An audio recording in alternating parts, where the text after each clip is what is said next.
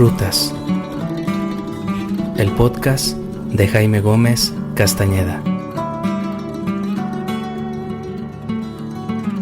Todos los caminos llevan al crecimiento personal. Caminemos lado a lado para transformar nuestro mundo interior. ¿Caminamos?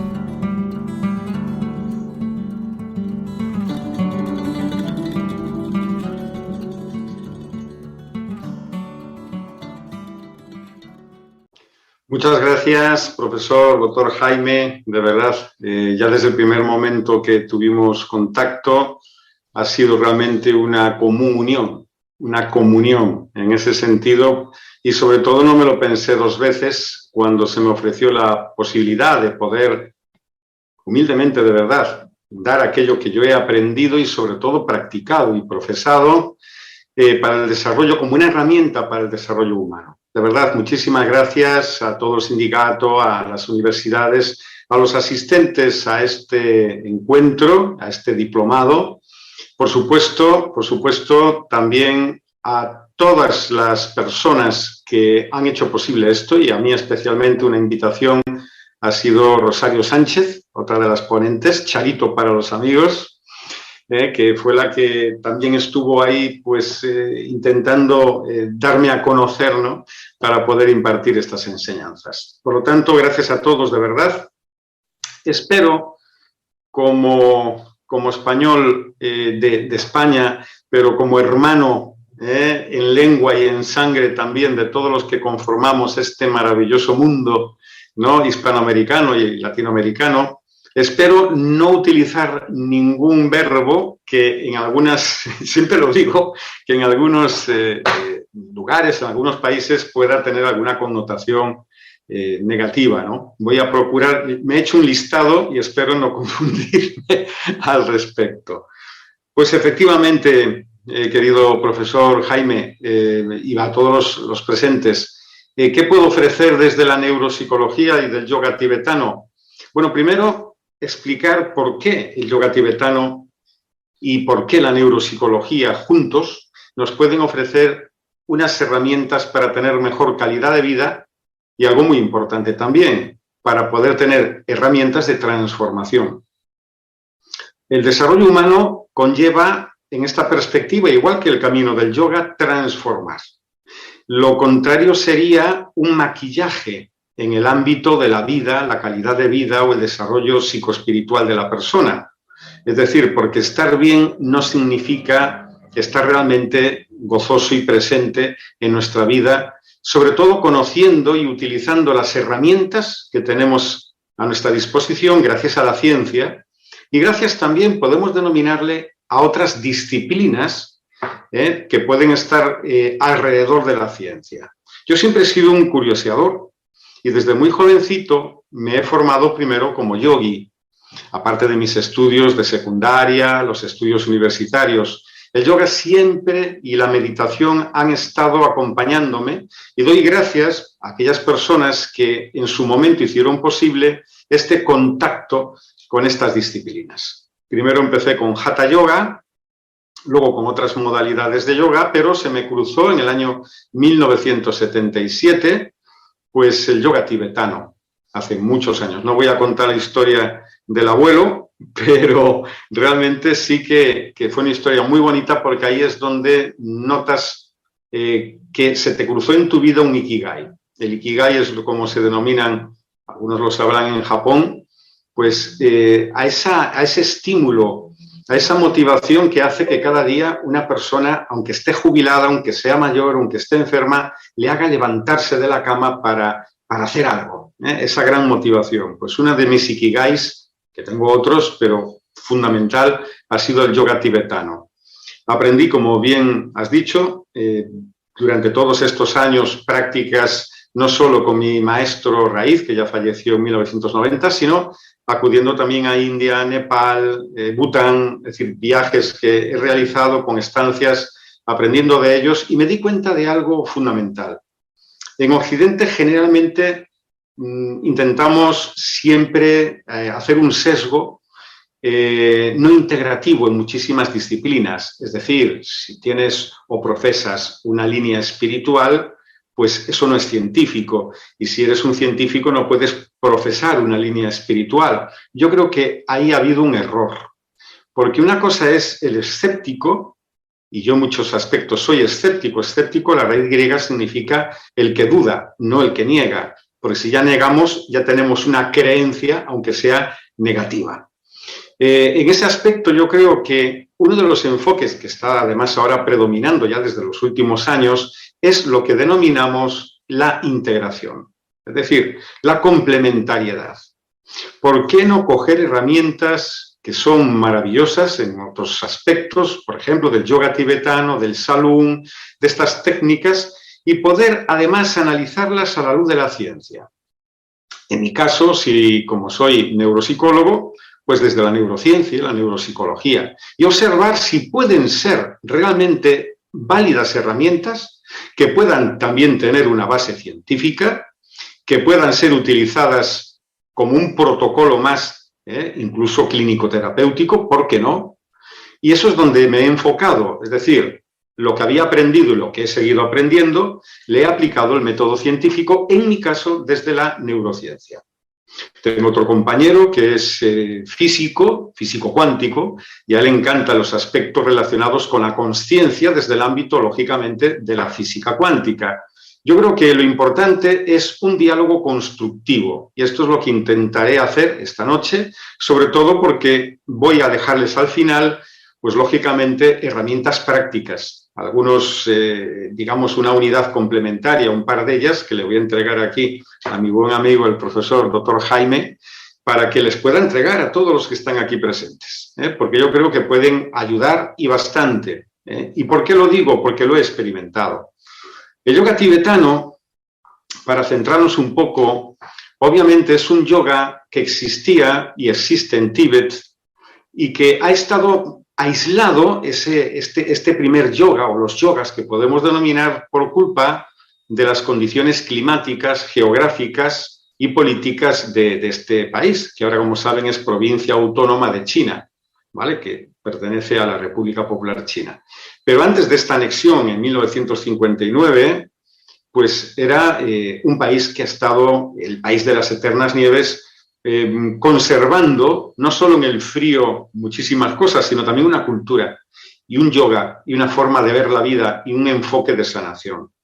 Recordemos que cuando entró el budismo en Tíbet, en el siglo VIII, entró en Tíbet, lo hizo a través de India, ahora lo que es también Pakistán, y a través sobre todo de una zona que es el Valle de Swat, donde hubo un crisol de culturas y entre ellos de yogas, que se fusionaron y se dieron a conocer.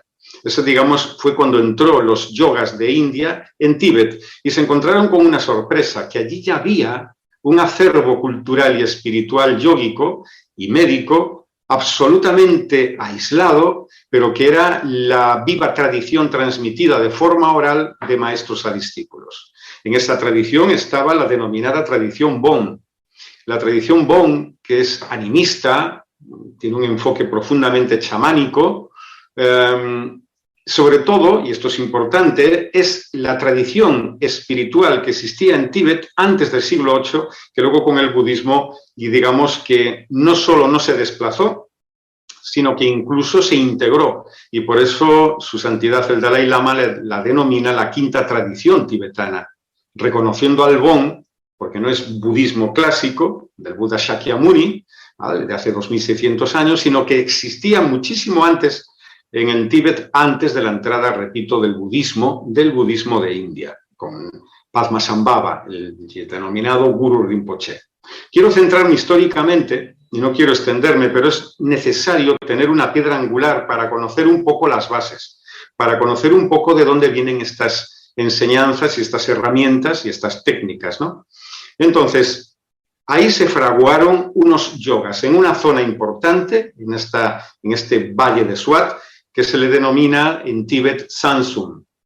Ahí podemos decir que es absolutamente el crisol donde se fueron poco a poco fraguando estas enseñanzas milenarias que tienen múltiples enfoques. Luego, a partir de ahí, con la entrada del budismo, el budismo más tardío, por ejemplo, la tradición Nyingma, hasta la más cercana, la de los Dalai Lamas, que viene del siglo XIV, la Gelu o Gelupa. Bueno, pues a partir de ahí empezó a florecer este yoga que solamente a mediados del siglo XX empezó a entrar en Occidente.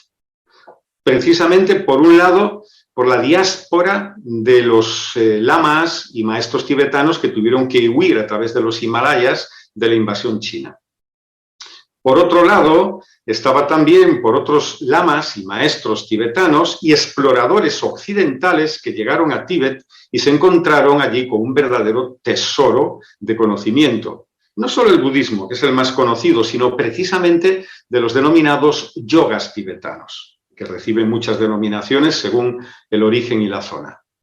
Entonces, con esta fusión entre la diáspora de los grandes maestros, que entre ellos el Dalai Lama, que luego fundaron el gobierno tibetano en el exilio en el norte de India, en Dharamsala, donde en la actualidad aún persiste, y aquellos exploradores, entre ellos hay que admitir y admirar a una exploradora de origen francés, que a mi entender, gracias a ella, se pudieron conocer muchísimos de estos aspectos que se popularizaron luego en Occidente. Alexandra David Néel. Alexandra David Néel es, y en mi opinión, una mujer que debería tener una plaza o una calle en cualquier país del mundo, porque me parece que ya que estamos reivindicando también, y de forma, además, muy justa, el papel femenino en todos los aspectos, a Alexandra David Néel, los yogas tibetanos no se hubiesen dado a conocer, y el budismo si no hubiese sido por esta mujer, y después por los otros maestros exiliados. Pero ella estuvo en Tíbet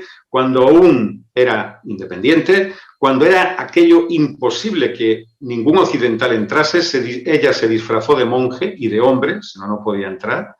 Y esta aventurera, bueno, ha escrito muchísimos libros, murió con 101 o 102 años de edad, y aún había renovado su pasaporte diciendo que ella quería seguir viajando. Es decir, que esto es un dechado de optimismo, ¿no? Entonces, ¿por qué nos centramos en ello? Porque a partir de ahí, y así ocurrió con mi maestro, el Tulku Sering Nammo, muchos de estos grandes maestros pasaron, algunos, pues obviamente a Occidente, otros se quedaron en zonas de India, de Bután, allí fundaron monasterios, empezaron a reconstruir su cultura y empezaron a reconstruir su tradición, pero algunos, como es el caso de mi maestro, se llegaron a Italia, de Italia pasaron también a Austria, de Austria a Alemania, y después se afincaron en España en el año 1973.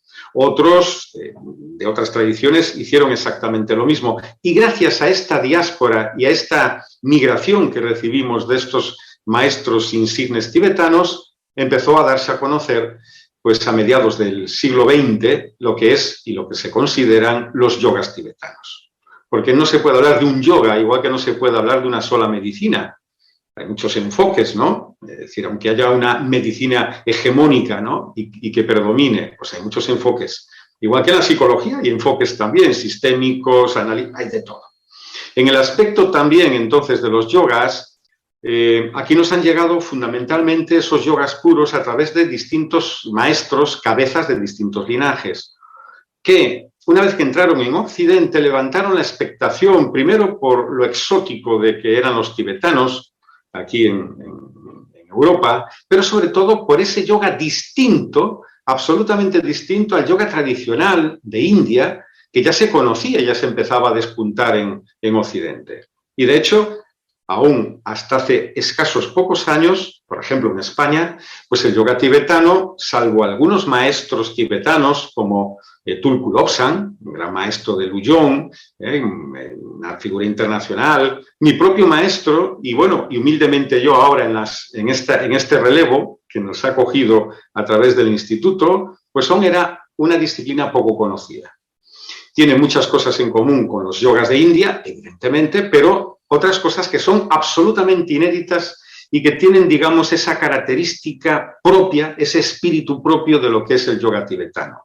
Y principalmente son tres factores. uno de los factores es el trabajar lo que llamamos las energías sutiles del cuerpo, a través sobre todo de respiraciones específicas, de mudras o chayas en tibetano. Mudras son gestos que se hacen con las manos, de ahí vamos a hablar hoy, algo importante desde la neuropsicología, los mudras y también, obviamente, y es fundamentalmente la meditación y los procesos de meditación y de transformación mental. Ahí podríamos hablar muchísimo y cada uno daría para un diplomado, querido colega Jaime, de verdad que sí. Pero nos vamos a centrar en lo que nos interesa en este aspecto y es de todas estas técnicas y herramientas de los distintos enfoques de yoga, que por cierto nuestro instituto recoge de la mayoría de los cabezas hoy vivos que recogen estas tradiciones, pues nos han reconocido y que conforman 9 años de estudio, es decir, son 9 años de estudio para poder desarrollar una maestría en yoga tibetano en nuestro instituto. Quiero decir que no son, pues a veces, talleres de fin de semana. Es decir, se requiere una profunda dedicación, sobre todo si queremos también una transformación. Igual que una cosa es tararear una canción y otra cosa es ser Pavarotti o una Caballé, ¿no? Es decir, obviamente. Entonces, a través de ahí hemos observado, y yo personalmente, y otros conmigo, y otros profesionales de la salud, que aquí hay un verdadero océano azul.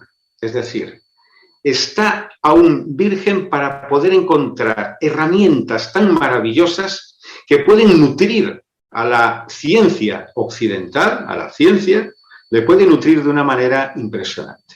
Y digo que es un océano azul porque está todo por ver. Y yo lo que me he dedicado es a ir estudiando, hice mis posgrados, como envié ese currículum, que no era para que lo leyeras entero, querido Jaime, era solo una muestra, hombre, que hicieras un extracto, más un tuit que ello, ¿no? Fue una cosa de confianza que te lo envié para que leyeses lo que tú quisieras. Pero sí que es cierto que desde ese ámbito yo me he ido formando y muchos de los trabajos que hice de posgrado y de máster están basados en el yoga tibetano. Que luego, gracias a las herramientas de Occidente, ¿vale?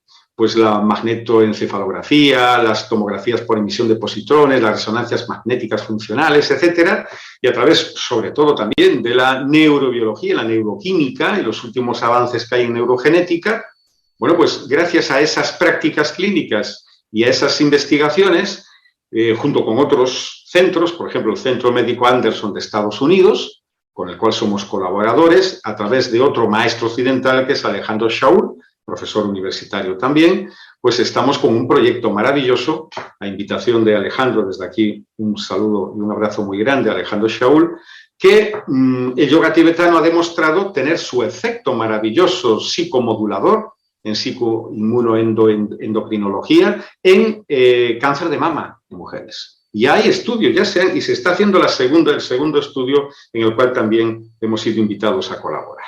¿Qué quiere decir esto? Que estamos aún en la punta del iceberg encontrando qué es lo que puede ser práctico, porque evidentemente el yoga tibetano tiene un enfoque espiritual. Y hablar de espiritual no quiere decir religioso. Esto hay que dejarlo bien claro. Es decir, lo espiritual es una cosa, lo religioso es otro. Ahora, si una religión quiere ser respetuosa, tolerante y sobre todo bien enfocada en los derechos humanos, tiene que ser espiritual. ¿Me explico? Esa diferencia. Si no es espiritual, no es religión. Eso es importante. Ahora, se puede ser espiritual sin profesar ninguna religión. Lo espiritual es una visión del hombre que trasciende el mero ámbito cartesiano, inclusive ortodoxo, de la ciencia o de la cultura tradicional. Sencillamente ha habido otros enfoques espirituales como es la psicología humanista, y ahí tenemos a Abraham Maslow, etcétera, etcétera, ¿no? La psicología transpersonal.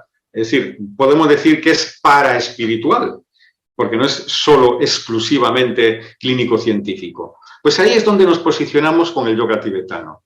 Como psicólogo primero y después como neuropsicólogo, me quedé fascinado de cómo es posible que técnicas tibetanas, pues algunas de ellas milenarias, hay que decirlo, de muchos siglos, hoy, a través de la neuropsicología, encontramos fidedignamente un protocolo, unas bases, y una epistemología que son un fundamento científico. Y lo más importante es que son un complemento que funciona, que ayuda a transformar a las personas, les ayuda a gestionar, por ejemplo, mejor el estrés, a gestionar mejor los aspectos propios de su propia psicología individual, esos miedos, esos apegos, esa visión del mundo que tenemos a veces sesgada por mor a veces incluso de problemas de tipo emocional, que son un filtro, como sabemos, para ver el mundo.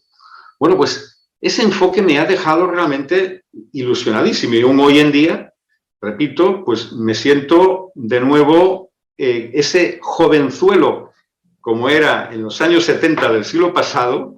¿Por qué? Porque estoy encontrando que cada vez en esa creatividad científica que es el yoga a la vez, pues nos está nutriendo. He encontrado, por ejemplo, respiraciones tibetanas que son capaces de controlar, y estamos haciendo un estudio sobre este aspecto de una forma rápida y directa, ataques de pánico. Esto ya para una herramienta, ya no voy a entrar en qué motivos, si neuroquímicos, si de tipo conductual, no voy a entrar en ello. Únicamente digo, para salvar una situación tan desagradable para esas crisis de ansiedad, ese ataque de pánico de muchas personas que lo sufren, pues tenemos herramientas maravillosas. Otra herramienta es esta que vamos a ver hoy, Karei Hega. Es una expresión, Karei Hega es una expresión tibetana, y de eso surge esta técnica que me enseñó mi maestro, que significa deshacer nudos. Es un poquito así una metáfora de decir, cuando estoy en una disonancia cognitiva, ¿qué voy a hacer? Pues esta técnica, entre otras cosas, nos ayuda a enfocar mejor la mente en una decisión. Esto es importante, pero tiene más. Indagando en Karei Hega a lo largo de estos años, observé, y en uno de los estudios que me ayudó otro de mis profesores universitarios, pues un poco a indagar en las bases neurobiológicas si realmente podría tener un efecto neurorehabilitador, como parece que lo tenía, pues nos hemos encontrado que sí.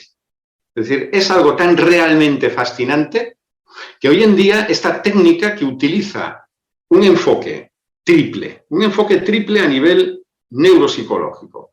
Uno es el aspecto motriz de las manos. Las manos, ahora lo vamos a ver, lo vamos a practicar.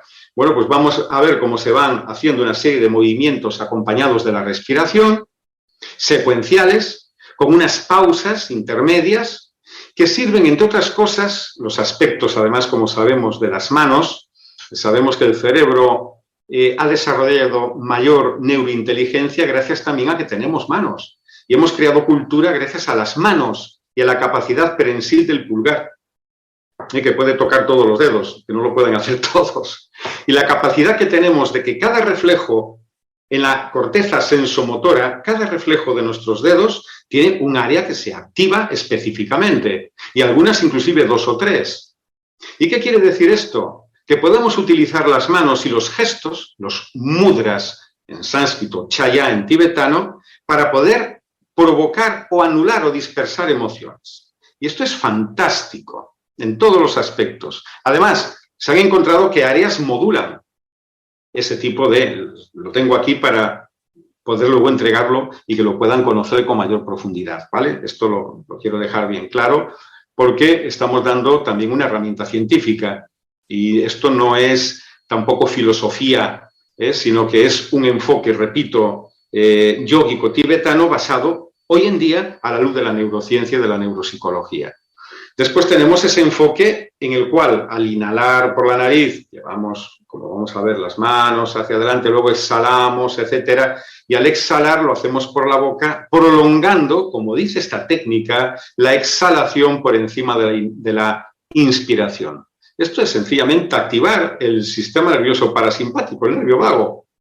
Es decir, algo tan sencillo como eso ya lo estaban aplicando hace más de 2.600 años en Tíbet. Esto es realmente asombroso, ¿no? Pero ya no solo es eso, que la secuencia de los dedos, que vamos a ver cómo se hace, la secuencia de los dedos, cómo se van haciendo esos mudras, es una secuencia lógica neuropsicológica.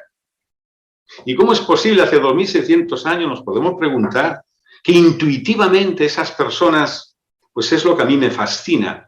Me fascina el conocimiento perenne, intuitivo del ser humano a lo largo de los siglos. Recordemos que la medicina científica ha surgido de una medicina de la forma. desde Paracelso hasta aquí. Es decir, se veía una planta medicinal, la pulmonaria, se le llamaba pulmonaria porque tenía forma de pulmón, pero descubrieron que tenía principios activos, con el paso a la medicina química, que eran principios activos para curar enfermedades pulmonares. Bueno, pues yo creo que los tibetanos en ese aspecto, que han, al contrario que en Occidente, que nos hemos volcado fuera, ellos no tuvieron más remedio que volcarse dentro. No había otra forma que hacerlo, ¿no? Entonces, al volcarse dentro, introspectiva y metapsíquicamente dentro de ellos, empezaron a descubrir esos tesoros, se les llaman tesoros, de hecho, tibetanos, esos tesoros de refugio. Se llaman tesoros de refugio porque son herramientas que nos dan refugio, refugio contra el miedo, contra enfermedades, refugio contra todo, pero al mismo tiempo pueden ser profundamente transformadoras.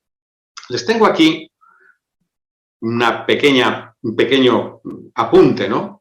En los cuales está fundamentado en el trabajo que hice, ¿vale? Pero es importante a este respecto. Kare Jega es una técnica tibetana, como les decía, que en principio se les daba también a muchos monjes y practicantes como una técnica alternativa, la llamada, podemos decir, la transliteración tibetana al español sería técnica comodín. Es decir, podía ser un comodín adaptada a muchas situaciones. En un estado de miedo, se le daba a los niños, junto con una sílaba semilla, que en ese aspecto se podría hablar en otro momento, que la repetían para poder desarrollar mejor capacidad de conocimiento e inteligencia. Esto es algo como si tuviesen un neuropsicólogo, un neuropedagogo con ellos, ¿no? Pero lo fundamental es que las bases neuropsicológicas son que la que toma el control en Kare Jega, esta técnica que vamos a aprender a continuación, es el área motora suplementaria, que está involucrada, como sabemos, en los movimientos bilaterales y en la práctica mental de estos movimientos. No solo lo que hago con las manos, sino lo que pienso que hago con las manos. Sabemos también cómo se optimiza el hecho de la imaginería, la llamada visualización, ¿vale? En los aspectos también neuromotores. Pero aquí vamos un poquito más, porque la intención del movimiento, sabemos que cuando hay una intención, si yo voy a hacer antes una técnica tibetana como la de hoy, y la visualizo, esa intención se activa en la parte delantera, como sabemos, del cerebro, es decir, en el área premotora y el área motriz suplementaria. Pues bien, ese impulso ya va avanzando hacia las manos, es decir, yo no tengo conciencia de ello, pero en la espira cerebral prefrontal, el tracto que se llama córtico-espinal, ya están ahí las manos activando esa función. Ya está. Luego es un acto volitivo y el efecto priming, etcétera, etcétera, etcétera, que ya conocemos. Pero está ahí. Por eso primero decimos, primero visualiza, primero sé creador. Visualiza y después ya activa. Y poco a poco iremos observando cómo se van imprimiendo estas áreas. Pero lo más importante es, ¿qué es lo que hemos descubierto con estos movimientos secuenciados de las manos? Que primero se empiezan lento y luego se puede hacer como un juego, incluso en el desarrollo neuropedagógico en los niños. Pero también en accidentados, por ejemplo, cerebrales, con ictus, accidentes cerebrovasculares, etc. Pues primero, desde la cabeza los pensamientos e intenciones penetran en la organización volitiva de las manos y los dedos. Esto está dicho por McCarroll. Es decir, uno de los grandes investigadores. La percepción del tacto y el movimiento, que estamos ejerciendo, como vamos a ver luego, causan efectos en el cerebro. Primero, en la espira ubicada detrás del surco central, el campo postcentral y el gyrus postcentralis. Eso se observó perfectamente. ¿Qué quiere decir esto? Pues que se ha observado la influencia que tiene la mano y los dedos en la dinámica del cerebro. Es más, en la neuroplasticidad del cerebro, en la capacidad del cerebro de poder estar ágil y generar neurogénesis. Importante, muy importante, y nuevas redes neuronales, ¿no? Por lo tanto, al cabo de un tiempo, esas áreas que los dedos están estimulando en el área postcentral eran claramente más grandes que al comienzo del experimento. Esto es un experimento que lo hizo Merzenich en el año 1987, estamos hablando ya hace bastantes años. Cuando cogí este estudio, me di cuenta de que ahí los mudras tibetanos, estas secuencias junto con la respiración y la visualización, me di cuenta que podíamos tener ahí algo maravilloso. Yo he sido he tenido la suerte de haber nacido en una familia de músicos también, de grandes músicos. Un tío mío que ya falleció era violinista, mi hermano, que por ventura está vivo y muy vivo, es profesor de guitarra y de coral, mi hermano Víctor tocaba el laúd, mi padre, es decir, fuimos una familia que si bien no vivimos de la música nos hacía vivir a nosotros. Esto es importante.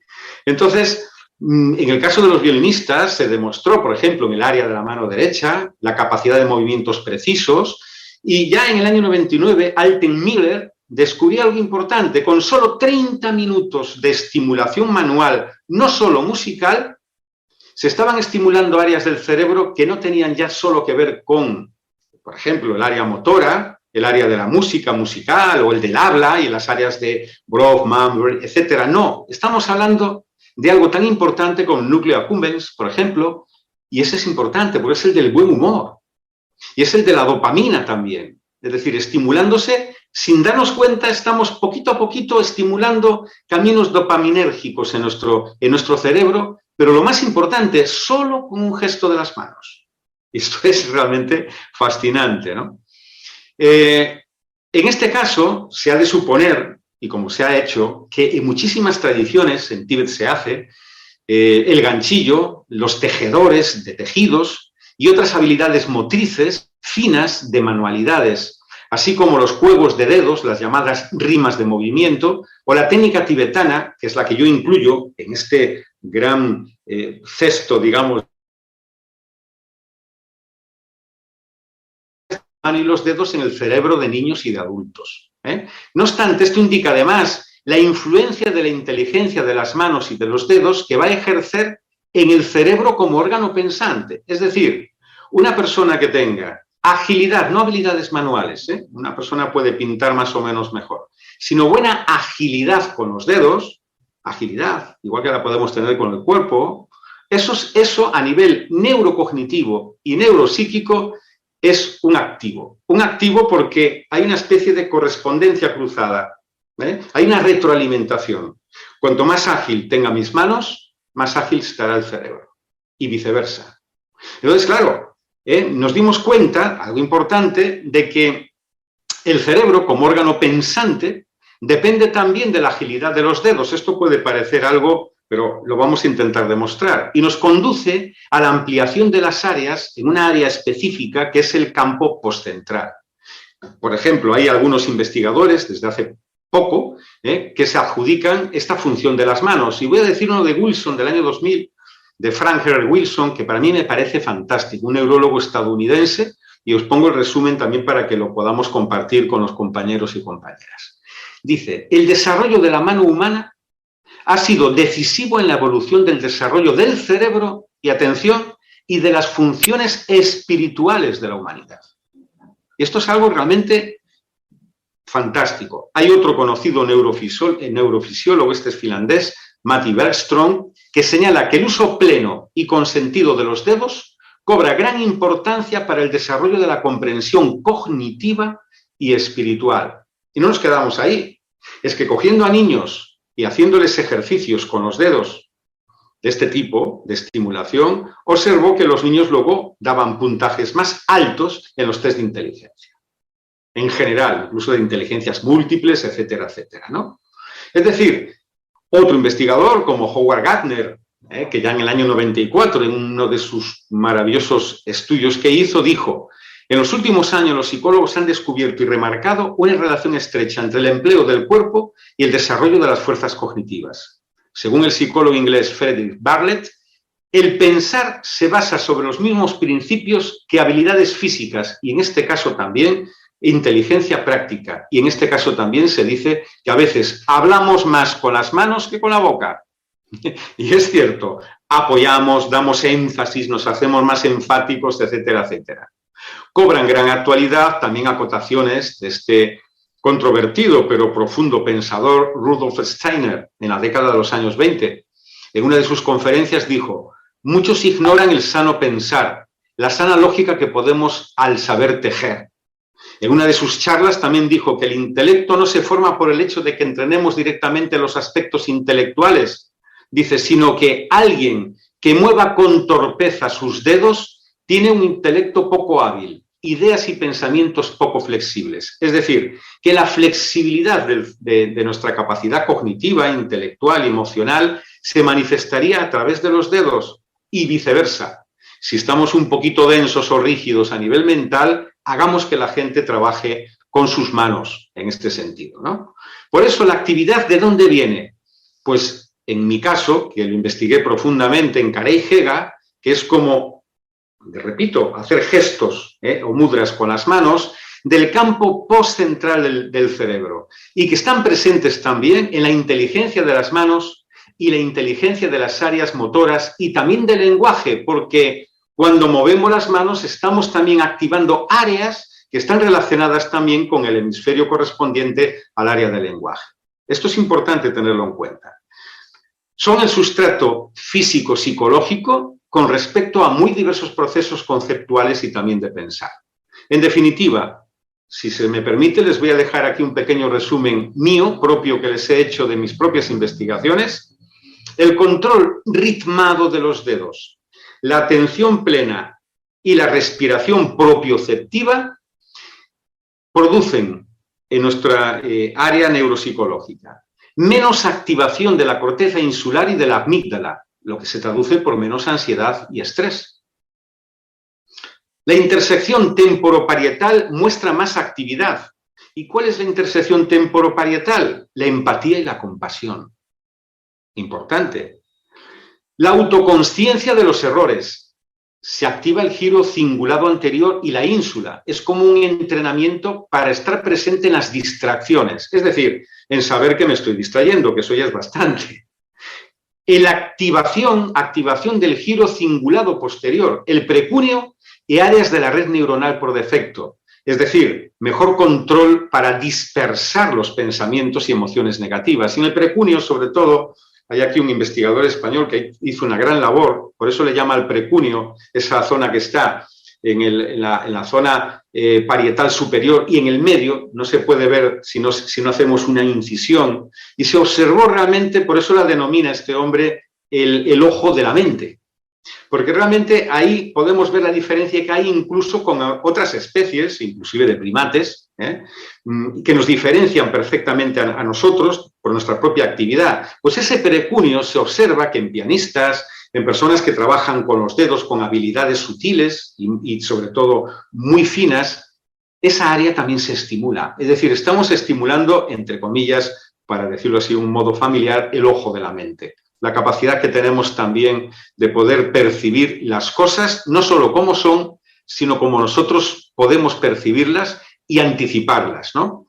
Y luego está el control respiratorio consciente. Reorienta la consciencia gracias a la activación de la corteza prefrontal dorsolateral y el lóbulo parietal inferior. Es decir, al inhalar y al exhalar de forma consciente, estamos activando el nervio vago parasimpático, como se demostró en la Universidad de Emory, que utilizaron un estudio muy parecido al nuestro con otros ejercicios manuales.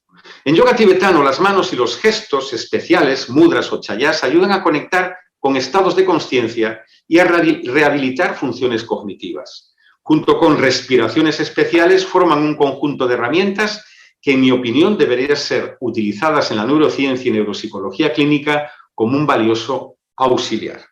Entonces, un poquito resumen, que lo quise así decir un poco en modo tweet, para que una vez que se los entreguen, pues todos podamos nutrirnos un poquito de ellos y que pueda incluso avanzar, que se puedan seguir descubriendo otras técnicas. En este momento estamos también analizando 16 técnicas tibetanas, en este momento, entre ellas técnicas incluso que utilizan figuras geométricas, sonidos subsónicos, sonidos vibracionales, que sabemos que, por ejemplo, algunos grandes cantantes y sanadores mongoles utilizan una serie de sonidos que a nosotros nos parecen inadmisibles, ¿no? Que puedes estar haciendo a veces con la laringe 3, 4 o 5 sonidos a la vez. Ellos pueden hacerlo. Bueno, pues esos sonidos subsónicos estamos ahora investigando para que en el ámbito también de la salud y de la calidad de vida. Es decir, ¿por qué no cogemos y hacemos un pequeño ejercicio de reflexión? observemos un poco cómo está, hablo de Europa, ¿vale? Y hablo aquí de España. Cómo está, pues, el bullying creciendo en los institutos y en los colegios. ¿Por qué en los últimos 10 años casi siempre el cociente intelectual y la inteligencia iban en ascenso en esta maravillosa pirámide, y ahora de pronto en los últimos años ha empezado a descender? Es decir, tenemos una generación hacia atrás que ya no están en proceso evolutivo y en proceso de ascenso en el cociente intelectual y de otras habilidades neurocognitivas, sino que está en descenso. Viendo un poco qué ha ocurrido, no entramos en aspectos obviamente políticos ni culturales, hay algo detrás. Hay algo detrás, por ejemplo, en la cual pues, los chicos, las chicas y chavales jóvenes, pues que estén utilizando más los teléfonos móviles, aquí no sé cómo se llaman, bueno, sí, los móviles, los teléfonos móviles y los computadores y todo están ahí y han perdido la capacidad empática, hay menos capacidad de empatía. No se puede explicar de otra manera que ante un caso de agresión, de un bullying, pues que estén grabando, en vez de intervenir, que estén grabando esa agresión para subirla a las redes. Eso a mí, como ser humano, como padre y abuelo, me asusta. Evidentemente, me asusta. Y quiero buscar, como neuropsicólogo y yogi, me gustaría buscar alternativas para ver qué está pasando en ese aspecto. Pero ya no solo en la sociedad, es decir, entre los chicos y chicas, lo estamos observando en general.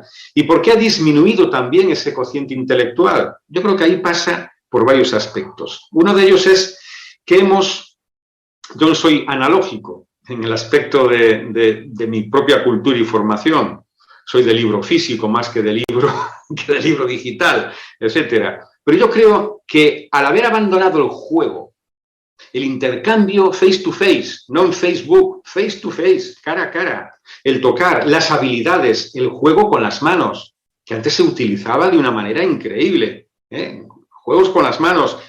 Nos hemos, digamos, entrado demasiado en ese metaverso que estamos entrando, y para mí que eso es uno de los motivos, junto con ese alejamiento, esa especie de alejamiento emocional, esas neuronas espejo que tampoco están ahora funcionando como deberían funcionar, es porque no se las estimula ni se las alimenta de forma precisa. Luego tenemos otros aspectos que estamos también investigando, que tiene que ver con lo que decimos, que es la glándula pineal y las funciones que en las tradiciones tibetanas le otorgan a la glándula pineal. Pero eso sería tema de otro taller, ¿no? Interesantísimo. Entonces, ¿qué podemos hacer? Bueno, pues aquí lo tenemos. Tenemos una técnica con Karei Hega y una respiración, que la vamos a aprender rápidamente a compartir, que puede ser una herramienta maravillosa para que todo el mundo pueda beneficiarse de ella. Y que ese pequeño resumen de efectos neuropsicológicos, neurofisiológicos y conductuales se pueden manifestar de una manera clara, directa e incluso repetible. Eso es como es la ciencia, que yo pueda entregar esta herramienta. Por lo tanto, esta herramienta ya está siendo utilizada, Karei Hega, aquí en España en 2 hospitales, 2 instituciones clínicas, 3 colegios, y con equipos de neuropsicólogos, de pedagogos, de médicos, etcétera, de educadores, estamos observando, pues esto, lo que estamos diciendo, que funciona. Y funciona para neurorehabilitar, también ayuda. Funciona en niños que tienen problemas de psicomotricidad, también ayuda. Y lo están ahora haciendo en este momento también en un grupo que tenemos los martes, online, pues en Argentina, en San Diego, en California, lo están haciendo en Costa Rica, pues están ya aplicando esta técnica de Karei Hega, sobre todo porque es una técnica que, como digo yo, es sencilla de aprender. Hombre, tiene su pequeñito toque de atención para poder aprenderla, pero una vez que se aprende y vamos cogiendo destreza y se va pudiendo hacer incluso como competición y como un juego entre niños, realmente niños, mayores, adultos. Aquí hay un geriátrico en Vigo que la está utilizando con los mayores y están encontrando cuestiones realmente asombrosas. Como es ciencia, no podemos aventurar, hay que esperar y tener paciencia. Pero ya con lo que sabemos, ¿qué les parece si podemos compartir la técnica? ¿Vale? ¿Les parece bien? Bueno, pues es muy sencillo. En el PDF que le voy a enviar aquí a nuestro amigo, el profesor Jaime Gómez, ahí tienen ya todo. tienen las fotografías, tienen las secuencias de cómo se van a hacer, pero también en el canal de YouTube, en mi canal de YouTube, pues también tiene la técnica y es gratuito, ¿eh? Se puede entrar, no hay que... y la pueden aprender. Pero para lo que nos hay, en el ámbito de este diplomado, pues lo importante es, primero, saber 3 aspectos. Esta técnica se puede hacer sentado, se puede hacer de pie, pero yo aconsejo que se sienten en una silla tranquilamente, se cruzan las manos, voy a ponerme así, delante del corazón, los hombros relajados, y esta es lo que llamamos la posición 0 o de salida, ¿vale? Esta es la posición de salida, ¿vale? Luego la mano irá llevando estos movimientos, secuenciados con la respiración.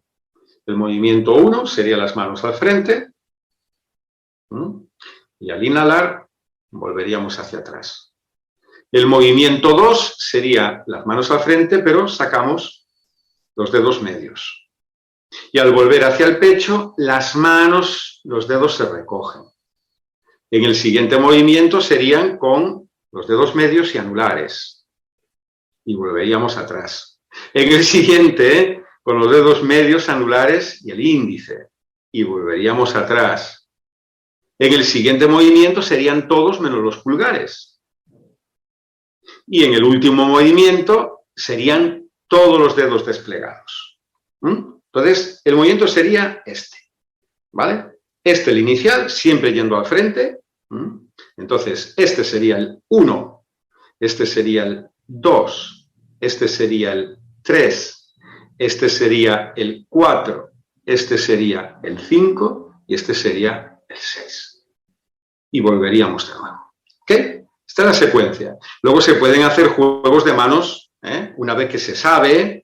Pues, por ejemplo, a ver, ¿quién lo puede hacer más rápido? Las secuencias completas. Venga, 1, 2, hacer el movimiento completo. Cuanta más velocidad a nivel motor, estamos haciendo ahí un reflejo también en nuestras áreas cognitivas, ¿vale? Y de procesamiento.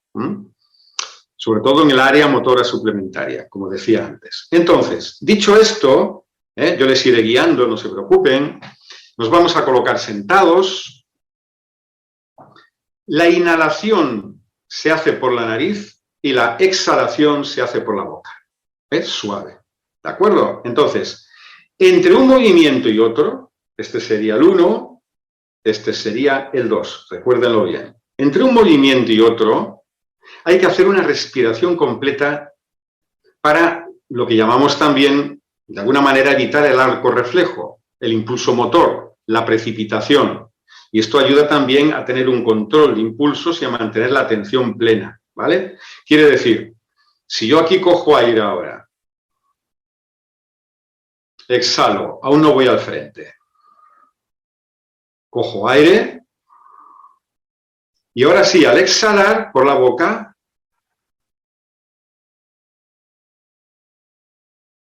llevaría las manos al frente. Inhalo por la nariz, exhalo por la boca en el sitio, vuelvo a inhalar por la nariz y ahora al exhalar, movimiento 2.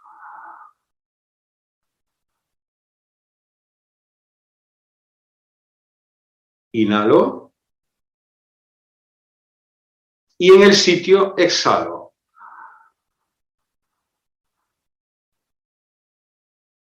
Vuelvo a inhalar. Y ahora vuelvo. Y así sucesivamente. ¿Vale? Hasta llegar a hacerlo. Ahora lo vamos a hacer todos juntos. Pero no se olviden de esta secuencia. Entre cada movimiento al recoger inhalando, inhalo. Ya no voy al frente de nuevo. No. Hago una secuencia aquí completa. Exhalo por la boca.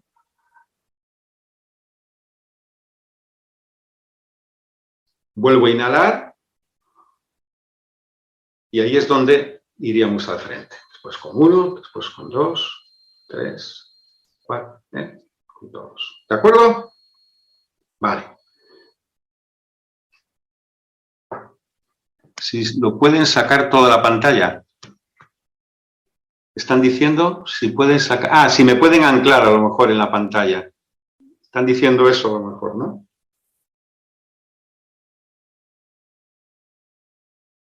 Vale, perfecto, perfecto. Bueno, por eso aquí lo importante ahora no es la cara, sino que me vean las manos.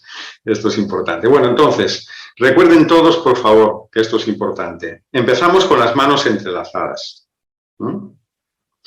Inhalamos siempre por la nariz y exhalamos por la boca. ¿Vale? Esto es importante. Entre un movimiento de manos y antes de iniciar el otro, hacemos una respiración completa, una inhalación y una exhalación. Luego volvemos a inhalar y es cuando llevamos la mano al movimiento de frente. Esto es muy importante. Se puede hacer de dos formas. Ojos cerrados o los ojos abiertos. Yo recomiendo que se hagan una sesión los ojos abiertos, otra sesión los ojos cerrados, porque ahí estamos activando el área occipital, el de la visión. Estamos intentando visualizar y también ayuda muchísimo mejor a la coordinación. Pero lo vamos a hacer con los ojos abiertos, porque si no lo hacemos con los ojos abiertos no me pueden ver ahora, ¿vale? Muy bien. Entonces, tronco erguido, hombros abajo, pecho abierto. Vamos a inhalar por la nariz. Exhalamos por la boca en el sitio.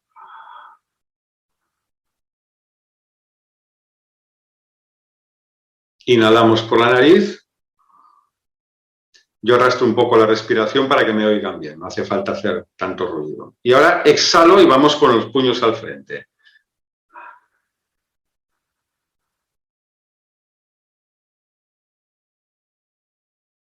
Inhalo, vuelvo al frente.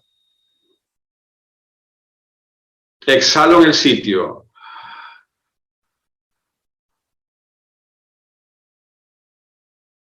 Inhalo en el sitio. Y mirad que los dedos se despliegan cuando vamos hacia adelante. Ahora sí.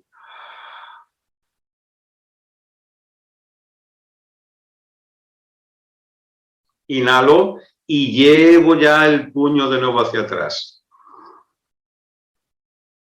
Exhalo en el sitio.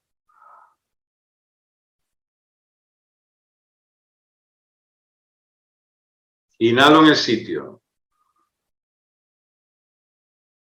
Exhalo y al ir hacia adelante saco los dedos medios y anulares.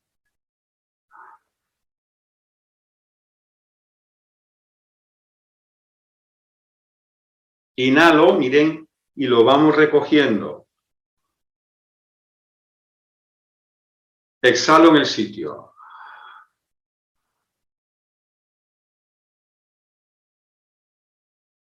Inhalo en el sitio. Y ahora vamos hacia adelante con los 3 dedos.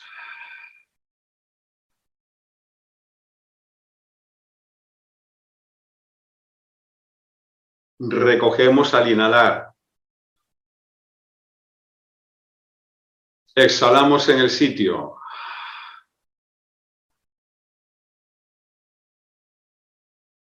Inhalamos en el sitio. Exhalamos al frente. Miren, vamos desplegando cuando todos menos los pulgares. Ahí, muy bien.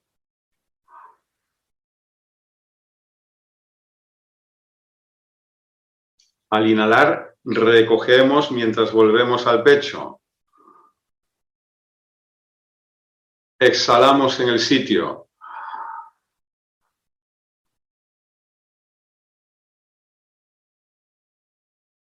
Inhalamos en el sitio. Y ahora desplegamos todas las manos, los dedos, ambas manos juntas.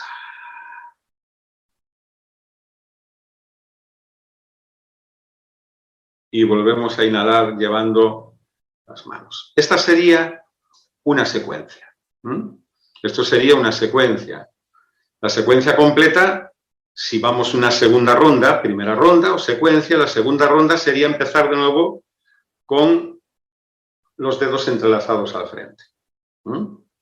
Importante, que he visto en algunos que estaban haciéndolo, que salían de aquí ya con el dedo preparado, ¿no? Por ejemplo, ¿no? No. el mudra, el dedo, se despliega antes de llegar al frente. ¿Vale? No se forma aquí, sino aquí siempre salen los dedos entrelazados. No hace falta apretar las manos, no las aprieten, para que tengamos mejor movilidad. Entonces, los dedos salen siempre de aquí entrelazados y antes de llegar al frente se despliegan, como en el caso de este, o en el caso de este, o en el caso de este, siempre al frente, siempre ahí, ¿vale? ¿De acuerdo? Es decir, aquí sale la mano siempre entrelazada y antes de llegar al frente formamos con los dedos. Si les parece bien, vamos a hacer un repaso con las manos, que también es una buena técnica también motora. Movimiento 1, manos entrelazadas. Esto sería el 1. Manos entrelazadas. ¿Vale? Movimiento 2, no hace falta que las lleven al frente, es para que aprendan la secuencia con los dedos. Movimiento 2, dedos medios. Movimiento 3, medios y anulares. El 4, anulares, medios e índices. El 5, todos menos los pulgares. Y el 6º movimiento, ambas manos con todos los dedos extendidos. Luego volveríamos de nuevo al frente. Es muy normal que al principio pueda ocurrir esto. Si les decimos movimiento 1, ahora el 2, ahora el 3, pues que algunas personas hagan esto, se les despliegan otros dedos, y se van a hacer un nudo con los dedos, ¿no?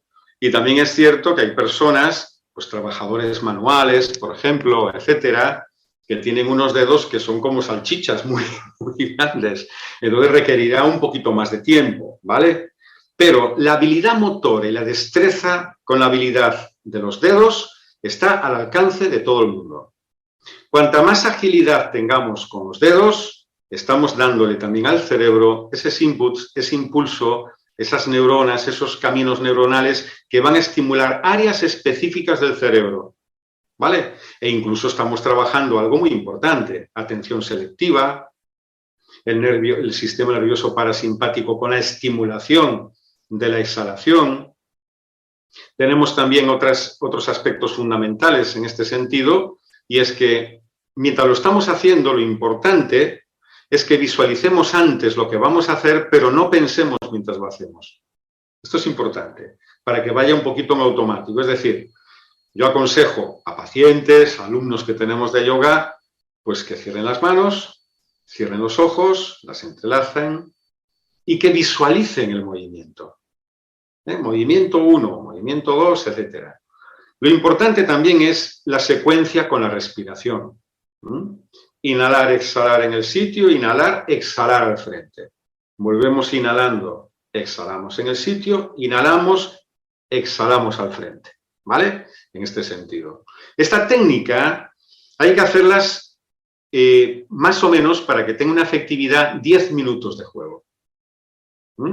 Si hacemos una ronda, que son todos los dedos, que son los 6 movimientos de la mano, ¿vale? Eso es una ronda. 2 rondas, 3 rondas, 4 rondas. Si se puede hacer mejor 10 minutos diarios, al cabo de un tiempo veremos que incluso adquirimos mayor destreza manual. Que nadie se asombre, aunque sea una persona como el cerebro de Einstein, que los dedos al principio están agarrotados. Es normal. Es normal porque no hemos ejercitado y además ahora lo que tenemos muy desarrollado son el pulgar y sobre todo por culpa de estos aparatitos que tenemos. Pero realmente lo importante es ir haciendo estos ejercicios. Un consejo que yo les doy a los pacientes y a las personas es hacer movimientos, por ejemplo, cerrar con el pulgar las manos de esta manera y luego desplegarlas de golpe como voy a hacer con una exhalación. Cojo aire hacia el frente y ahora los recojo cerrándolas por fuera, es decir, por dentro las abro y ahora por fuera. Y también haciendo este movimiento. Cogiendo aire con las manos, cogemos aire, aire, aire, aire, aire, abriendo bien los dedos, separándolos bien, reinhalamos un poquito más y cuando suelte el aire por la nariz, con un aire que llamamos respiración áspera y explosiva, lo que hago es... Pero los dedos van haciendo esto, pero rápido. No es cerrar la mano, sino es hacer como un abanico. Entonces, primero se abre, reinhalamos un poquito más y un poquito más las manos y después soltando, efectivamente. Esto es una técnica tibetana, también la incluyo en mis cuestiones de neuropsicología, que ayuda sobre todo cuando una persona necesita bajar un nivel de activación de ira, que está activada la amígdala y los lóbulos prefrontales, que está uno un poquito ahí activado. Bueno, pues coger aire, separando los dedos lo más que podamos y abriendo bien la palma de las manos. Y luego con una explosiva exhalación nasal, se llama áspera y fuerte, corta. Estamos desactivando la amígdala cerebral. Se han hecho estudios en neuroimagen que son muy interesantes. Entonces, esto por un lado, me quedan 10 minutos. Yo estoy controlando aquí el tiempo. Sí, 10 minutos, ¿no, profesor?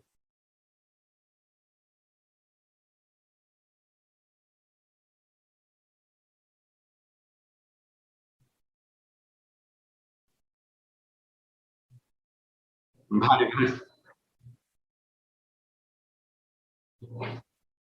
No, yo soy más búho que alondra. Y acostumbro, yo siempre tiré un poquito de la noche, duermo muy bien, la verdad, y también madrugo, pero cuando hay que quedarse un poquito, por ejemplo, aquí en España ahora son la 1:15 de la noche. La 1:15, pero bueno, estoy bien y además duermo sin problema ninguno. A veces más es la calidad del sueño que la cantidad, que es tan importante, ¿no? Y luego tenemos otra de las que les tengo preparados para ustedes, y aquí la tenemos, que es una respiración que le llamamos 5-5, que es una meditación de neurocoherencia. Esta meditación, además de neurocoherencia, es maravillosa en el sentido de que nos va a ayudar, entre otras cosas también, a desactivar lo que llamamos la corteza prefrontal medial, es decir, donde una persona se disgusta, donde una persona está un poquito casi siempre en modo, como le llamo yo, combate, ¿no? Recordemos que cada uno de nosotros somos escultores de nuestra propia arquitectura cerebral. Esto ya lo sabemos hoy, ¿no? El cerebro requiere que se lo use bien, requiere que se piense, requiere que se lea, que se medite y requiere reír todos los días, activar estas endorfinas dentro de nosotros, ¿no? Y que tratemos de entender el mundo y que se tenga una actitud positiva con respecto, por ejemplo, a nosotros mismos y al medio ambiente, ¿no? Y para crear neurocoherencia tenemos una meditación de neurocoherencia. Esta meditación se basa en investigaciones médicas, científicas, en las cuales se dicen que la frecuencia respiratoria de 6 ciclos por minuto es la idónea para activar la coherencia cardíaca y para activar también la neurocoherencia a nivel del cerebro. Esto es importante. ¿En qué se basa? Pues muy sencillo. Bueno, ya saben de sobra lo que es la coherencia cardíaca, lo que es un ritmo caótico, incoherente, que conlleva sobre todo personas que estén con estrés, etcétera. Pero la técnica es muy sencilla, es decir, se basa en sentarnos en una silla, llevar la atención al corazón, si queremos cerrar los ojos, perfecto, ¿vale? Y lo que hacemos es inspirar por la nariz durante 5 segundos, hinchando el abdomen. Esto es importante, que a veces se olvida. Es decir, si vamos a coger aire, tenemos que, al llenar el abdomen, hacer que la respiración baje y echar hacia afuera pancita. Y echar hacia afuera pancita. Inhalar. Y al exhalar, meter hacia adentro como si quisiéramos llevar el ombligo a la columna vertebral. ¿Vale? Esto es importante, porque a veces se olvida este hecho de dilatar y de exhalar, ¿no? Entonces, sería inhalando 5 minutos, contando 5 y exhalando por la boca en 5 también. Esto es lo que hace que es que en un minuto tenemos aproximadamente 6 respiraciones y expiraciones y la duración del ejercicio debería ser 5 minutos. Los estudios médicos clínicos basados en esta respiración se dice que 5 minutos 3 veces al día reducen de forma considerable el estrés y predispone a que nuestra mente vea el mundo de otra forma. Esto es importante también, porque sabemos que no somos seres intelectuales, inteligentes, sino emocionales. Y después viene el resto. Las emociones tiñen absolutamente nuestra percepción. Luego pasaremos a lo que llamamos la cabeza que respira. Esto es muy tibetano, esto es una verdadera maravilla. Es decir, después de estar ahí 5 minutos haciendo esta técnica de respiración, la haremos un momentito, aunque sea un poquito menos de tiempo, y luego lo que haremos será respirar con la cabeza. Es decir, tenemos que imaginar que en las suturas del cráneo, por el propio cráneo, tenemos pequeñitos agujeritos y que por la frente, los parietales, occipitales, por la coronilla, al inhalar entra por ahí el aire hasta el abdomen y al exhalar sale por la cabeza, ¿vale? Y al mismo tiempo, si queremos también, y esto es importante, nos quedaremos al final solo respirando por la cabeza y los oídos. La respiración de los oídos es una respiración curiosa que me enseñó mi maestro y otros maestros tibetanos y que se basa sobre todo en poder inhibir la dispersión de los distractores mentales. Y es una realidad porque la explicación científica sería que yo cada vez que inhalo y exhalo, hay una pequeña presión osmótica en el oído medio, sobre todo en la zona del denominado canal tubárico. Está ahí. Entonces, lógicamente, esa pequeña diferencia hace que parece que los oídos respiran. Si es realmente el oído que respira, hay que ir a un otorrino porque ahí hay algún problema importante. Pero realmente es la percepción. Es decir, desviamos la atención del órgano respiratorio, bronquios, bronquiolos, pulmones, y nos vamos a centrar exclusivamente en la respiración auditiva. Esto se los entregaré junto con, me preguntaron ahí, el canal de YouTube. Ya está como enlace en los apuntes que le voy a dar al profesor para que se lo repartan a todos, ahí lo tienen ustedes, pero la técnica es muy sencilla. Vamos a hacer la de 5-5 y luego la de respirar por la cabeza y los oídos para generar neurocoherencia, que esto viene, repito, de la tradición tibetana y lo hemos adaptado a la neurociencia tradicional. La vamos a hacer ahora con permiso del profesor y con permiso de todos ustedes. Posición de salida. Esto es importante. ¿Cuál es la mejor posición? Recordemos que los gestos de las manos predisponen emociones. Si estamos hablando con una persona que se cruza de brazos y lo tenemos así, de un poquito de costado, parece que no es muy abordable, ¿verdad? Que no hay un buen transfer con esa persona. Si vemos una persona que habla con las manos abiertas, vemos una persona honesta, o por lo menos que parece abiertamente honesta. Es decir, las manos realmente son un reflejo de la personalidad y por eso es importante saber cómo las ponemos. Una persona con el puño o alguien que te diga, ven aquí, bueno, pues podemos ver incluso parte de su agresividad y de ese cerebro reptiliano que a veces está ahí solo en modo combate, ¿verdad? Entonces, ¿qué es lo que podemos hacer? Muy sencillo. Hay un mudra que se llama reposar la mente. Me gusta mucho la expresión reposar la mente. Y es la mano derecha haciendo como una especie de cuna y la mano izquierda encima. Y ahora la colocamos aquí, con las muñecas cerca de las ingles y los brazos relajados, ¿vale? Derecha, esta es mi derecha. La izquierda, y ahora la colocamos ahí. Los tibetanos le llaman reposar la mente porque es como un pequeño lecho y ahí ya este simple gesto nos recuerda el hecho de estar acostados, el hecho de estar tumbados y de que al no mover las manos se generan menos pensamientos. Esto es una realidad, ¿vale? Entonces ponemos ahí las manos, cerramos los ojos. Si queremos antes de cerrar los ojos, miramos la punta de la nariz primero y luego cerramos los ojos. Más que nada para que no estén en las cuencas orbitarias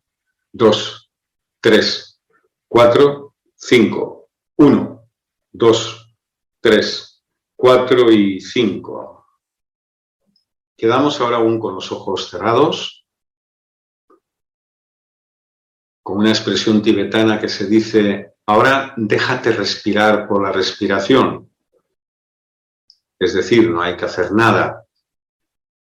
Deja los hombros relajados y respira de forma natural, dejándote respirar por la respiración. No hagas nada, sencillamente déjate respirar. Observa también y analiza si ha cambiado en algo tu estado de ánimo, tu estado propioceptivo, la consciencia corporal y sensorial. Es posible que al principio coger la secuencia sea un poquito más complicado, pero conforme vamos avanzando en la respiración de la neurocoherencia, poco a poco se irá haciendo mucho más natural y, de hecho, igual que un reflejo condicionado, en un momento difícil, de estrés, en una situación complicada, inmediatamente casi el cuerpo empieza a hacer esta secuencia respiratoria.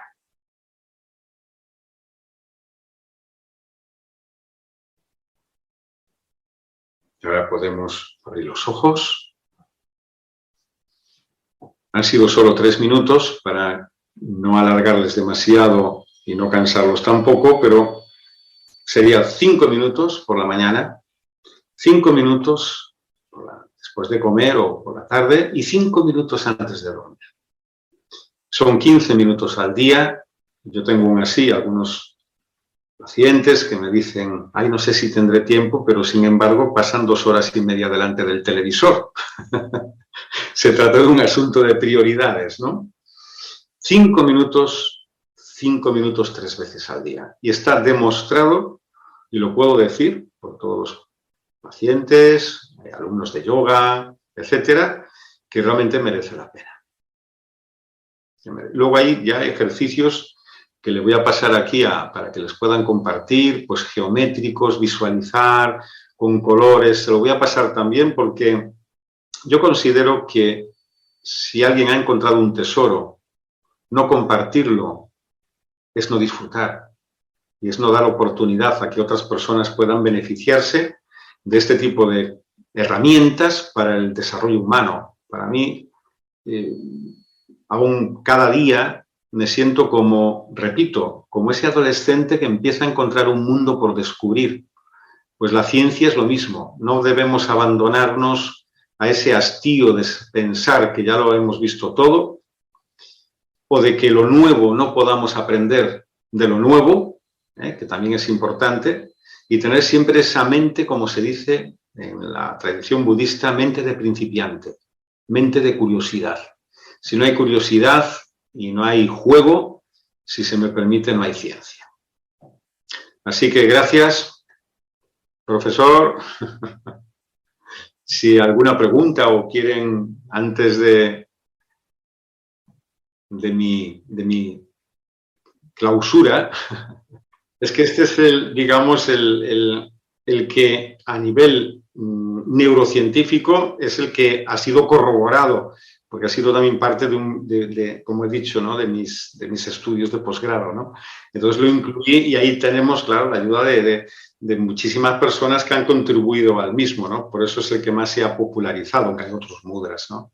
Quería, antes de que se me olvidase, que en el chat, porque estaba viendo ahí que decían si se puede hacer acostado, ya lo han dicho, el peligro de hacerlo acostado es que uno se queda dormido.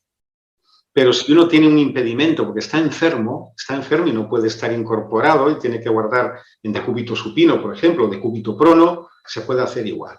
Pero el peligro es que se quede dormido. Y luego me decían qué opino de los baños de gongs. Pues hombre, yo que soy de tradición tibetana, me parecen fantásticos. Por alguien realizados, en sí la música, el sonido, los distintos, además, cuencos tibetanos que tienen varias aleaciones específicas, ¿no?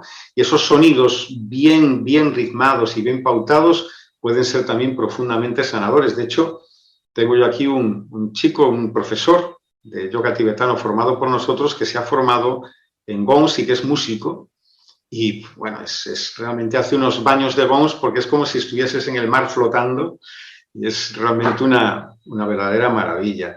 Por eso lo que decías, querido amigo, de verdad, Jaime, la neurociencia es, desde mi punto de vista, una de las puertas, si queremos, de la salvación, y no quiero, pero es una realidad, de lo que es el ser humano. Es decir, pero no debemos olvidar que la neurociencia, si se nutre como se está nutriendo, pues de Oriente, de las técnicas de yoga, de las técnicas de meditación. Ahí tenemos a Jon Kabat-Zinn con el mindfulness, ¿no? Al fin y al cabo es meditación budista. Le han quitado pero gracias a eso también entró en la universidad y se pudo investigar. Y ahí hay estudios a cientos que verifican y refrendan estas investigaciones, ¿no? En ese sentido. Por eso humildemente es lo que intentamos hacer desde aquí. Pero aún así, tú decías, si aquí en Europa, etcétera, no. Aquí también hay muchísimas personas e instituciones muy cerradas. Me explico, que más que ciencia parecen una especie de dogma de fe. Están cerrados en una especie de caudillismo espiritual. Y eso no es ciencia. Eso no es ciencia. Es lo que llamamos aquí, jocosamente, las vacas sagradas, ¿no? Que son intocables, que están ahí. Aquí ocurre como en todos sitios. Hay instituciones más abiertas, hay personas más abiertas, pero también hay científicos. Bueno, ahora van abriéndose un poquito más. Un catedrático, amigo mío de genética, ya jubilado aquí de la universidad, era un escéptico, como él decía, santo tomasiano. Necesitaba meter como Tomás, como Santo Tomás, el dedo en la llaga. Bueno, gracias al yoga tibetano, pues es un hombre que es un firme defensor de que esto funciona porque él lo ha probado, pero además, desde su sabiduría observó, como científico también, que aunque sea con otras palabras, que utilice metáforas, hipérboles, símbolos de todo tipo, realmente es ciencia también, porque está basada en la experiencia y en la observación. Y además, esto también es importante, es barato y no tiene efectos secundarios, como un medicamento. Y me gustaría aquí, para que quede bien clara mi postura, que yo no soy en absoluto una persona que sea contraria a la medicación. A una persona con un episodio depresivo mayor, una depresión endógena, pues no le voy a decir que se cure solo con gongs o con respiraciones, me explico. Cuando hay un problema neuroquímico cerebral, o etcétera, pues eso hay que resolverlo. Para eso está la ciencia. Pero lo que no debemos hacer es ni todo basarlo en una medicalización generalizada para todo tipo de síndromes. Esto es un problema también que estamos viviendo, por ejemplo, en Europa. Niños hiperactivos, entre comillas, pues están medicados un montón de ellos, pero no todos a lo mejor habría que haberles puesto la etiqueta de hiperactivos.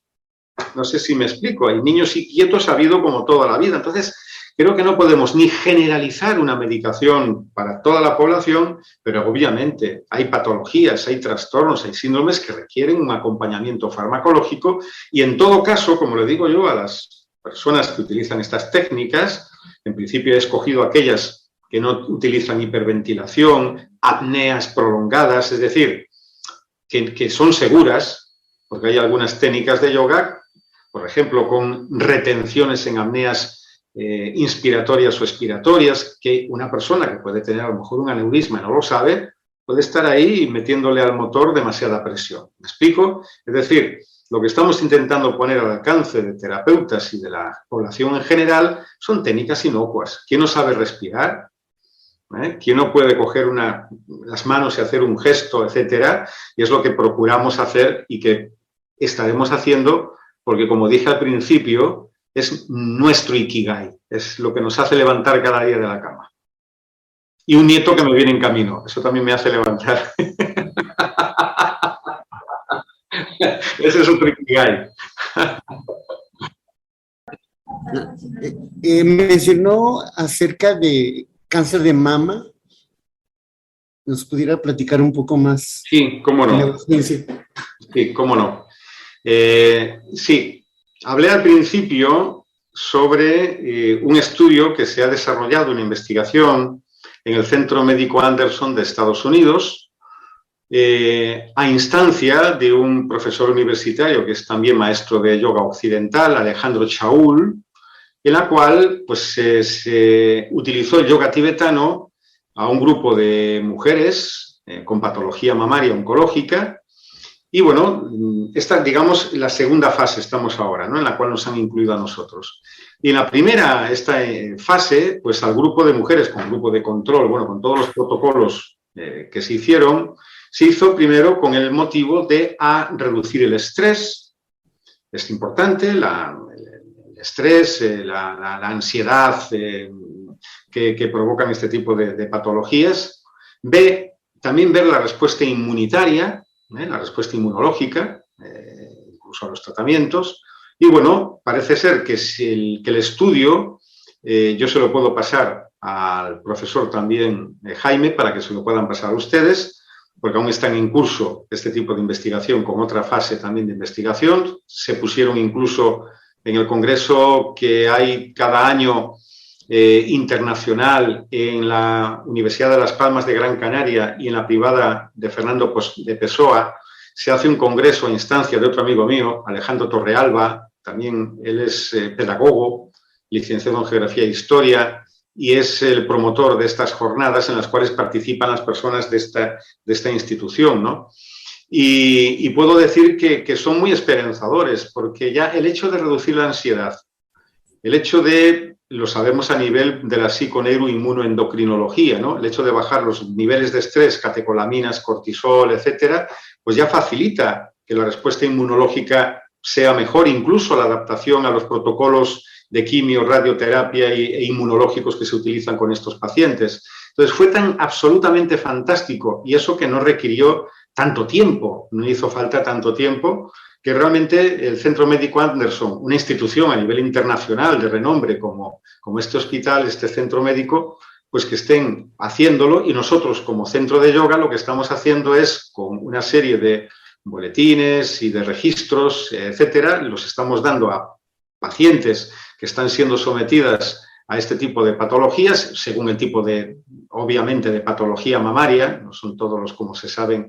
la patología oncológica mamaria igual, un carcinoma ductal, otro tal, que sea, pues se van haciendo estos protocolos, se van secuenciando qué tipo de técnicas de yoga tibetano, qué meditaciones, qué respiraciones se les han aplicado, y bueno, y es en lo que estamos. En nuestro caso hemos empezado aún hace poquito, y aún no, en nuestro caso, digo, no podemos aún tener ni aventurar ningún tipo de resultado, ni siquiera mucho menos estadístico en el protocolo que estamos llevando. Pero repito, si ponen Centro Médico Anderson de Estados Unidos, yoga tibetano, cáncer de mama, les sale, porque ya hay datos publicados en PubMed, etcétera, etcétera. Entonces, desde mi perspectiva, yo creo que sin ser triunfalistas, yo siempre voy, como dice el budismo, a la vía media. La vía media es prudencia, observar todas las variables posibles que pueda haber en cada tipo de estos protocolos, pero que puede ser muy esperanzador. Al mismo tiempo que es esperanzador también los avances que se están llevando tanto en oncología como en otras áreas de la ciencia. Gracias. Bueno, pude captar porque el sonido no es muy bueno, ¿no? Pero he de decir también que he procurado limitar un poquito el tiempo, es decir, esto no sería una clase clínica, ¿no? Y práctica, porque requiere un poquito otras condiciones, ¿no? Es decir, si tenemos que enfocar solo, es para que aprendan a hacerlo, que puedan compartir y que puedan probar. Lo que sí es cierto es como el que empieza a hacer deporte, es decir, una persona que se le pone a respirar estas técnicas de 5-5 que acabamos de hacer, ¿no? Ahora, hace un ratito, puede inclusive a veces agobiarse un poquito. Puede notar un poco de agobio, como el que hace deporte tiene agujetas, porque no estamos acostumbrados. Además, hay un problema que es la mayor parte de las personas respiran mal. No se sabe utilizar bien el diafragma y otras partes a nivel musculoesquelético, sobre todo del tórax, para poder respirar bien. Y entonces, generalmente la gente, lo primero que hacemos en yoga tibetano, es enseñar a la gente a respirar. Esto es importante, ¿eh? Entonces, lógicamente, una vez que se coge la técnica, luego ya no se olvida, es como montar en bicicleta.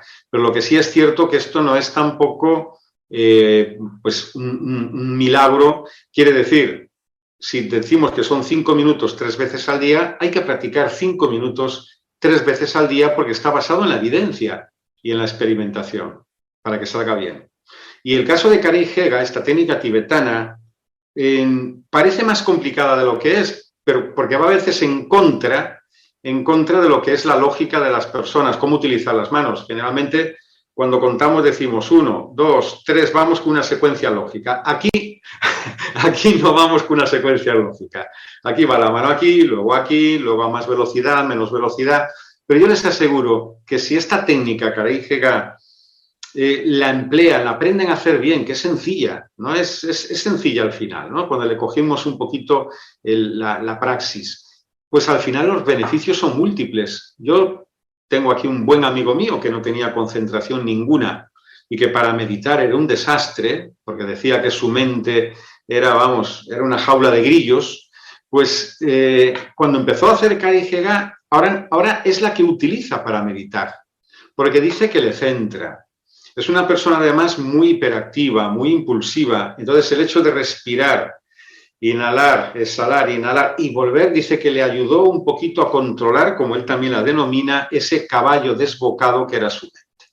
Entonces, claro, y también es cierto que de todas las técnicas tibetanas, pues no todas son para todo el mundo. Habrá algunas, igual que los enfoques terapéuticos, los protocolos terapéuticos que se utilicen en neurociencia, en psicología, la propia farmacología. No hay un solo medicamento que actúe igual a todo el mundo. Entonces, aquí también hay que saber un poquito cómo adaptar, y eso se hará también con la práctica, y qué métodos tenemos, porque hay otros métodos. Hoy estaba dudando si traerles la respiración meditativa Om Hum, que es preciosa, y si se hace en grupo y con niños, tiene una especie de efecto sincopado que ayuda incluso a generar coherencia colectiva. Se llama meditación Om Hum. Poniendo las manos, se van haciendo Om. Y luego en silencio. Y luego hay que visualizar, bueno, una serie de prácticas. Y eso genera, a veces a nivel colectivo, sobre todo en niños.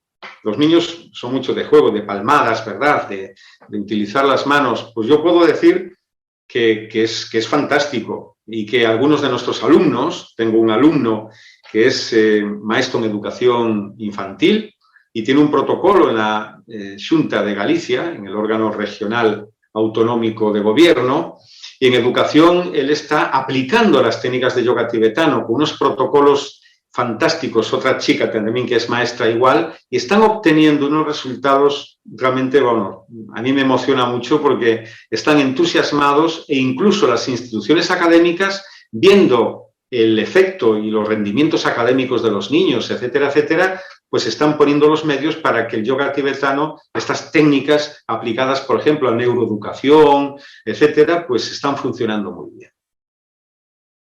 Y esto es un portal que agradezco muchísimo a todos ustedes, a todos los que le han hecho posible este diplomado, porque da la posibilidad que esto lo podamos divulgar. Al fin y al cabo, aquí venimos todos de corazón, no venimos a vender ni humo ni a vender nada. Es decir, venimos a vender nada, no, a regalar, y a aprender, porque todos aprendemos de todos, ¿no?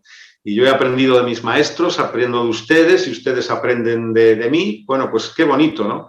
Por eso esta alianza terapéutica a mí me parece fantástico y auguro que este diplomado vaya muchos años adelante, profesor, doctor Jaime. En yoga tibetano hay una expresión, perdón Jaime, que es, el yoga es práctica, práctica y práctica. Pero la vida es así. El corazón, si no llega a tener disciplina, mira lo que ocurre. Es decir, la disciplina, en el buen sentido, la disciplina es importante. Entonces, marcarse unas pautas de mejoramiento. Pues a mí no me quita nadie a las 7:30 de la mañana estar haciendo mis prácticas, aunque me haya costado tarde la noche anterior, porque sé que también las emociones son falibles, ¿verdad? Son falibles y nos pueden ahí, y puedes perder un hábito en menos de nada, ¿eh? Entonces tenemos que estar reforzando continuamente esas redes neuronales, esos comportamientos, para que no dejemos nunca de estar ahí activos y tener un cerebro activo y sobre todo creativo, que es lo más importante. Gracias de verdad, de corazón. Aquí son ahora las 1:26 de la madrugada. Y, no, de verdad, que no lo digo de todo corazón, que yo muchísimas veces que tenemos grupos que intercambiamos de neurociencia, de yoga, pues con distintos países, pues tenemos con Cuba, tenemos también, evidentemente, con México, etcétera, y este grupo de personas nos reunimos aleatoriamente a disposición a veces de los horarios. Entonces, a veces acabamos a las 3 de la mañana los españoles, cuando ahí a lo mejor son, yo qué sé, las 8 de la tarde, pero otras veces al contrario. Otras veces hacemos al contrario para dar cabida a todos. Así que muchísimas gracias por todo y por esta mente tan abierta para poder seguir aprendiendo. Gracias de corazón. Yo ahora mismo voy al WhatsApp y ya le voy a enviar todo. Te voy a enviar todo, querido. Te iba a decir hermano, porque también, hermano en el camino. Un abrazo fuerte.